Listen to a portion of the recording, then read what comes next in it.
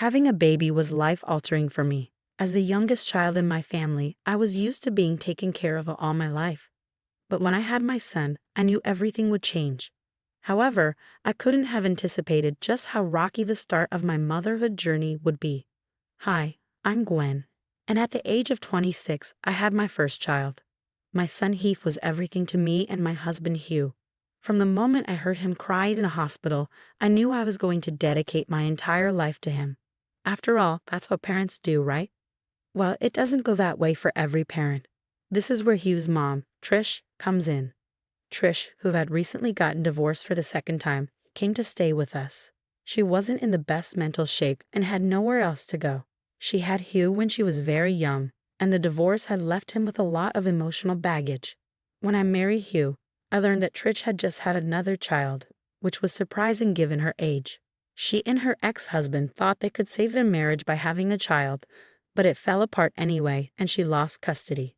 When we brought Heath home from the hospital, Trish was over the moon. She would hang around his cradle for hours, just staring at him in awe. While I was somewhat glad she was around, I could sense that she missed the daughter she wouldn't see grow up. One day, as we were settling in, Trish asked, "So, what are you going to name him?" "I bet he looks like a Raymond or a Carlo." "Those are pretty names, but we've already decided on his name," I said with a giggle. "His name is Heath." "Heath, I love it. Little Heathy, can I hold him?" Trish eagerly asked. I gently placed Heath in her arms. She had handled more babies than I had, so I trusted her. Hugh and I smiled as she played with him. But soon, Heath started crying.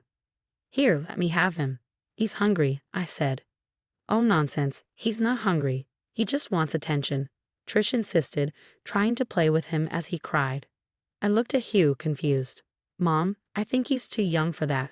Let Gwen take care of him," Hugh said, trying to intervene. "He doesn't have to be hungry." "I've got this handled," Trish replied, refusing to hand him over. "Please, Trish, let me have the baby." "Hugh will get you some water," I said, trying to remain calm.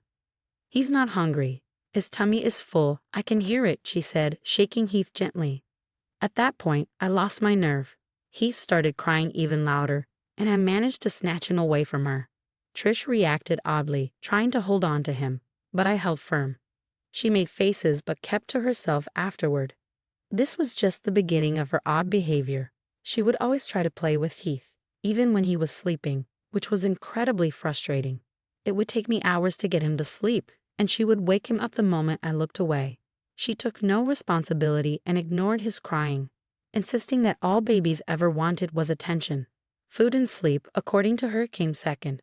"Sometimes it's 2 hours before they get hungry," she argued. "Trish, Heath is only a few weeks old. He needs to be fed and sleep regularly," I tried to explain. "Oh, you new mothers think you know everything. No wonder kids these days are so spoiled," she retorted. Her silly arguments and refusal to attend to Heath properly made me feel like she was using him as a plaything, only keeping him around when he was fun.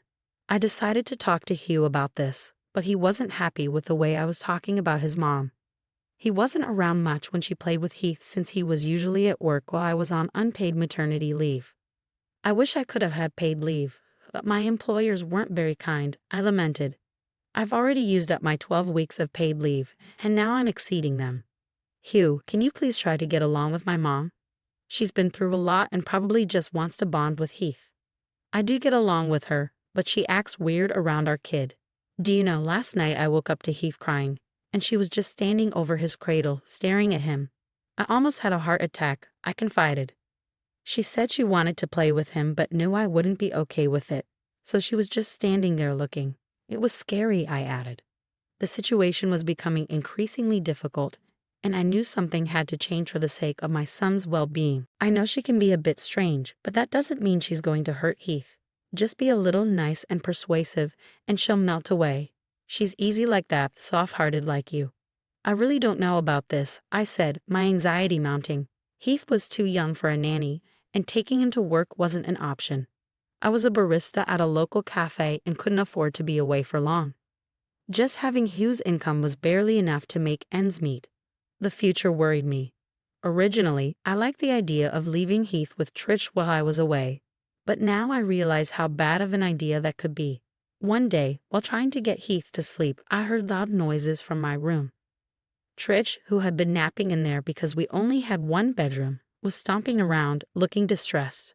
When she noticed me peeking, she swung the door open. "You think I should talk to my lawyer again?" she asked abruptly. "Talk to your lawyer? For what?" "For my baby, like the one you have. I think I can get her back if I try really hard. Maybe I could file a lawsuit against Tommy and prove he's not reliable for her to grow up with." Tommy was her ex who had custody of their child. I felt sorry for Trish. She was clearly in a terrible mental state, but I had to warn her about the potential consequences of her actions. "Trish, that's a reach. Even if you manage to prove Tony incapable of raising her, you won't get custody because that would mean both parents are considered unfit. She'd end up in the foster system until she turns 18. But then you can adopt her as soon as she goes up for adoption. You can bring her to me and everyone will be happy. You keep yours and I get mine." "Trish, no offense, but you sound like you're losing your mind. You need to relax and let go of this whole baby thing. You need help.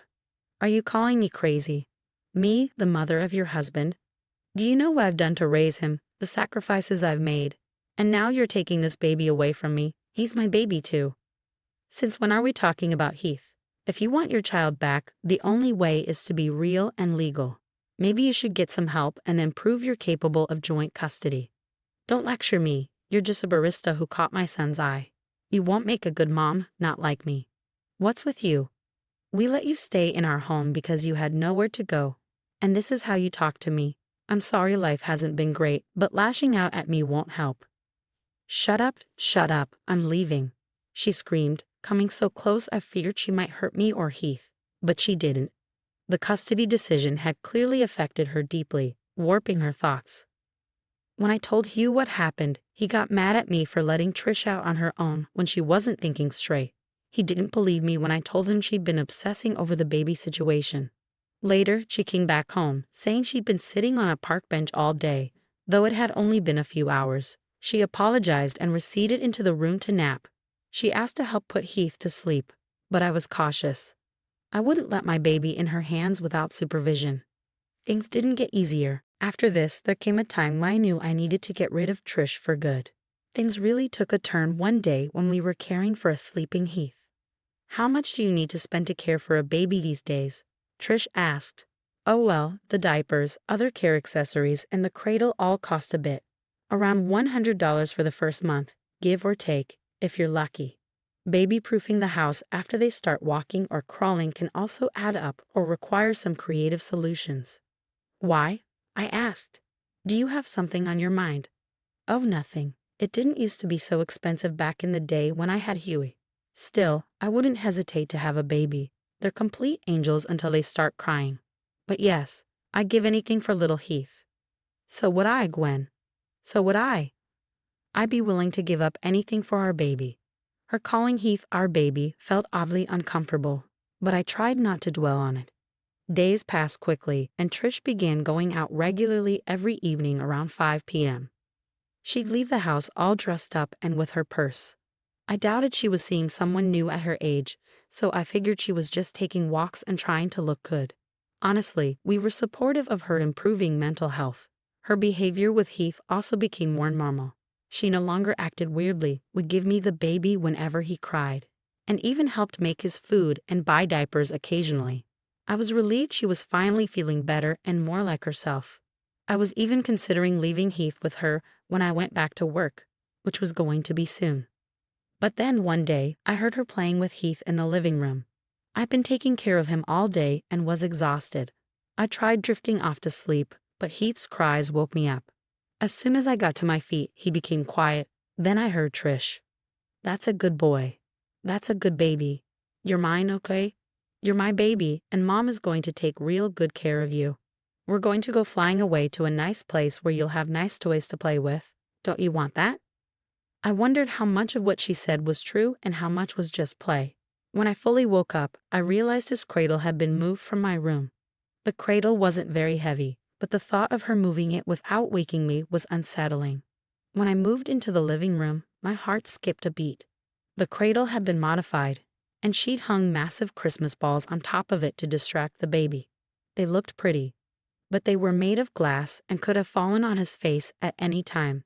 I quickly rushed over and picked him up quietly. "What are you doing?" "He's enjoying it," Trish said. "Trish, where did you get these Christmas balls?" "I found them in your storeroom. I thought he'd enjoy them." "Trish, those are really heavy. Not for us, but for the baby they are. How did you tie them up there? They look like they could fall at any moment." Hey, what's with all this constant accusing? I got the baby to be quiet, and you're still not happy with me. I appreciate that you got him to be quiet, I really do. I'm happy that you're getting along with him, but these balls are dangerous. His older plastic toy wheel wouldn't hurt him if it fell. How did you even get it down? I thought it was attached to the cradle. Oh, I ripped it off. It didn't take much. This is so much prettier. I don't see the problem at all. I understand, but please, let's take it off, okay? It could hurt him. Don't put the old one back on. It looks too weak to hold anything. Trish made a face and pulled the Christmas balls away. As soon as she touched them, 2 of them fell straight into the cradle, leaving impressions on the bedding. That's where my child could have been. Her intentions were good, but her methods were dangerous. She left us in the living room and retreated to my room to sleep. Afterward, she became a bit detached from me. Every morning, she'd go out and not come back for hours. Every time I asked where she was going, she'd reply, "Just the post office. I'll be back soon." The central post office was far from our place, but not so far that it would take the whole day. She continued whispering strange things in Heath's ears whenever she had the chance and smiled at me weirdly when I was around. Feeling increasingly uncomfortable, I opened up to Hugh again. "I told you, she's trying to get better. Why aren't you being supportive?" Hugh said. "She still acts oddly around him, telling him he's her baby and repeating her own name so he would say it first. You already know about the Christmas balls. I'm concerned." "No, you're overthinking this. She's taking care of our baby. Yes, the Christmas balls were a slip-up, but you handled it, and she won't do it again. Okay? You need to help her get to the post office for whatever reason she's going. I've asked. She just says she'll manage and goes away, not coming back until evening. Hugh, she's obviously not going to the post office every day. Why would she? Because she used to work there and has friends there. Maybe she's gotten herself a part-time job. Then why would she tell us about it? I don't know. Look, just relax and stop keeping an eye out for my mom. She's innocent. There's no need to incriminate her." That was it. I kind of lost it when he refused to believe me, no matter what I said. The time for me to start going back to work was approaching. I knew this moment would come sooner or later, so I decided to prepare. Without letting anyone know, I installed the baby monitor in the wall, hidden from plain sight. When both Hugh and Trish were out, I got it set up. When I started working, Trish began staying home. Most days seemed normal. She'd take Heath away to play and then put him back to sleep. I was only working part-time, so I'd be back before it was too late. But one day, I heard her talking to Heath on the baby monitor. "Oh, we're going to fly away, Heath, me and you. Mama has been working so hard at school. Teaching little kids like you will be someday. Oh, Mama has so many plans once she runs away with you." I heard Heath giggle and coo as she picked him up and spun around the room. "My baby, oh little baby. Do you like spinning? Do you like it? Of course you do. We're going to go far away from your little cradle. I'll get you a new one with big shiny balls on it, and you'll have a pretty mom, unlike your mom. We'll make Daddy run away too. Yes, we will. Yes, we will." What was going on here? She continued spinning around the room for a while. When she finally sat down, Heath started crying. Within moments, she put him aside on the edge of the bed and held her own head in her hands, as if she had just gotten vertigo from playing with him. My soul almost leaped out of my body when I thought Heath was about to fall off the edge, but she picked him up just in time and put him back in the cradle. "You keep crying, and I'm not giving you any more attention. In my house, you'll earn discipline from the get-go. Children these days, I swear to God," she said and slammed the door. I was starting to get really concerned. I had recorded the whole footage and considered sending it to Hugh, but I had to make sure I wasn't being delusional. That day, I went home early, worrying about Heath. Trish opened the door for me, looking all worn out and tired. She yawned and without saying a word, went back to sleep in her bed in the living room.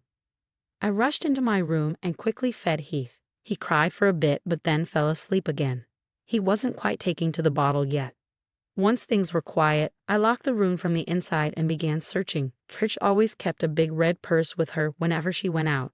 I had to find it. After rifling through my room for almost an hour, I found nothing. Where could she possibly keep it? Curious, I went outside and saw it hanging from the coat rack. I grabbed it, making as little noise as possible, and lo and behold, she had been speaking the truth.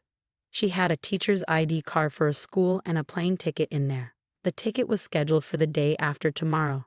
I was blown away. This woman had been conspiring to run away with my child. I kept both items to myself and sent the video to Hugh, asking him to come home as soon as possible. This can't be real. Oh, for God's sake. Still think I'm overreacting? I asked. Hugh held the ticket and the ID card in his hand after watching the footage. He was completely speechless, but now everything had become clear. Trish had worked for months to save up enough money to make these arrangements. She clearly needed a lot of help. Hugh didn't have a word to say in his defense, but he said, "We'll need to call my father." Jonah picked up the call quickly. When Hugh filled him in, the conversation was quite saddening. But one thing was for certain. We had to get rid of Trish. She did not belong in our house. You think you should leave her in a retirement home? Jonah suggested. That's what I do. I don't know. I think she needs to be put in psychiatric care first, Hugh replied. So the bottom line is you want her out of the house for good? Yes, please. Okay, well, I'll come over to talk to her in person. Let's get started. Jonah had been around when Heath was born. He and Trish would butt heads over the smallest things, so it was a bit uncomfortable, but he showed up anyway. Hugh and Jonah talked to Trish, and there was a lot of crying and yelling. He's my baby. No, he's my son, Trish. You need to get out of here before we have to forcefully remove you. Oh, I'll see how you remove me. I had lost my patience by then. Trish had done so much to anger me that I wanted her out of our lives for good. You will never set foot in this house again. Just go away. Keep your hands off my son. Enough. The two of you. Mom, please don't make this complicated. Come with us, Hugh pleaded. The fighting continued for a while. Finally, we decided to place her in a retirement home for good. The people at the nursing home said they'd give her some psychological help as well. I didn't care anymore. I tore up the plane tickets in front of her and called the school she worked at to let them know not to have her close to any kids ever again. I may have overdone some things in my anger, but it was all necessary.